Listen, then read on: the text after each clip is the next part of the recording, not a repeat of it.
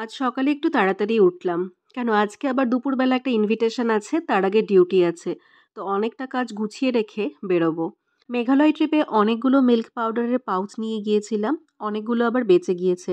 তাই ভাবলাম একটা পাউচ খুলে সকালবেলা কফিটা বেশ ভালো করে কড়া করে খাওয়া যাক। আমার বরাবরই একটু স্লো মর্নিং পছন্দ, যেখানে আমি নিজের সঙ্গে অনেকটা টাইম কাটাতে পারবো। আর আমি রোজ সকালে ছাদে এসে চা বা কফি নিয়ে নিজের সঙ্গে অনেকটা টাইম কাটাই, বই পড়ি। আর সকালের সানলাইটটা না আমাদের শরীরের পক্ষে ভীষণ বেনিফিশিয়াল।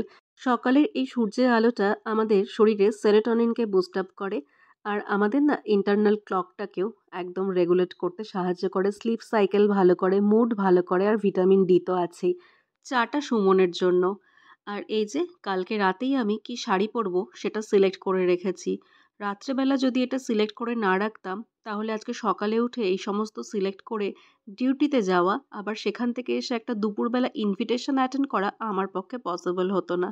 আর তারপরে আমি আবার নেল পলিশের পার্টটাও কালকে রাত্রেবেলা পরে মিটিয়ে রেখেছিলাম। এখন না এই নেল পলিশ পরাটা ভীষণ ঝামেলার মনে হয়।